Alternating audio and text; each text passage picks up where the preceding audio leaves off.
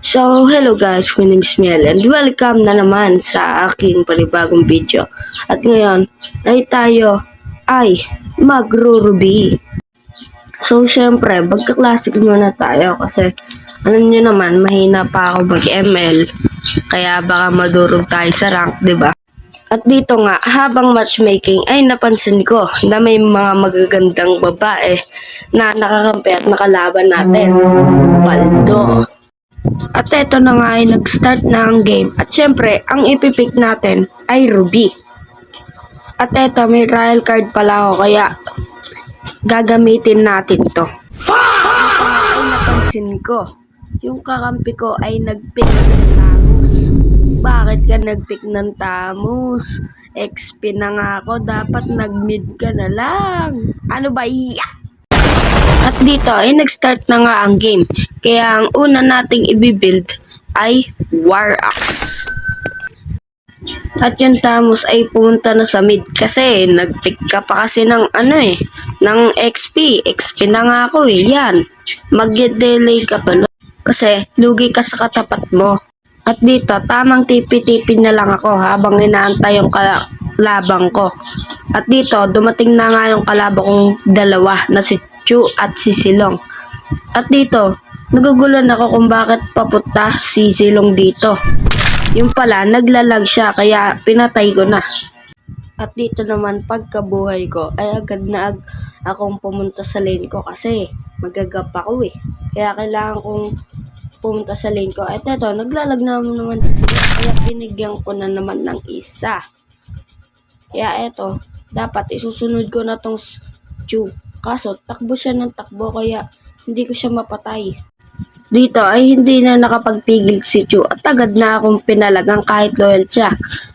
Kaya naman, kailangan ko na patayin para makagold ako. Kaya, patay ka boy! Ito naman, pagkatapos ko patayin si Chu, ay nag-grab na ako para magka-gold. Tapos, kukuha na rin ako ng gold sa tower. Dito, pagkabuhay ni Chu, ay agad niya na akong pinalagan. Kasi, luging-lugi na siya sa gold.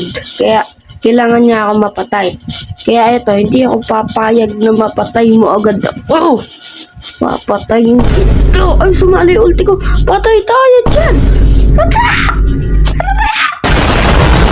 Habang mapayapa akong kumukuha ng crab, ay biglang dumating si Chu. Kaya pinalagang ko na siya. Kasi baka mapatay niya ako nasipa ako. Hindi siya nakasipa. Paldo, patay ka na sa akin. Ay, nakatakbo. Patay tayo dyan. Nandito yung zilong nila. Patay ka na. Patay ka. Takbo. Dito nga ay napapligar ako para hindi ako mamatay. At biglang dumating dito yung Selena kaya bibigyan na namin to. Baldo, patay. Dito, tamang tower hug na lang yung mga kalabang habang pinupok namin. Kaya agad ko nang pinalagan to kasi lumalim na Kaya sinipa niya ako at hinok ko na siya. Huli ka na, wala ka ng takbo. Patay. Ano, ha? Tatakbo ka pa, boy? Tatakbo ka pa, ha? Ha? Ha? Dito, pinapoke ko na lang itong mga kalabang ko para mamatay sila. Kaya, pinalagang ko na. Tapos, biglang dumating yung Chu dito. Kaya, pinagtutulungan na ako. Kaya, bigla ako napaplikar dyan. Pero, hinahabol pa rin ako ni Chu. Kaya, muntik na ako mamatay. Pero, nahuli pa rin ng kakampi ko. Kaya, nabuhay ako. At dito, nakakuha ako ng flawless dito nga, tanking. Pagka uwi ko sa base, ay sinabihan ko na yung mga kampi ko na i-end na kasi lamang na kami dito, baka makabawi pa yung kalaban at ang sakit na nung Mia. Kaya kailangan na naming tapusin to. Dito, habang pinipilit na namin tapusin, ay nahook ko tong Silong, kaya napatay ko siya. Eto, habang nagkakagulo sila sa top, ay sinundan ko na tong creeps para ma-end na. At nandito pa pala yung dalawang, si Silong at si Kiniber. Pero kailangan na namin tapusin to. Ipipilit ko to. Ipipilit ko. Ipipilit. Yes! Panalo!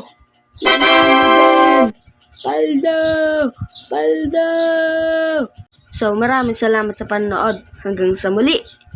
Paalam.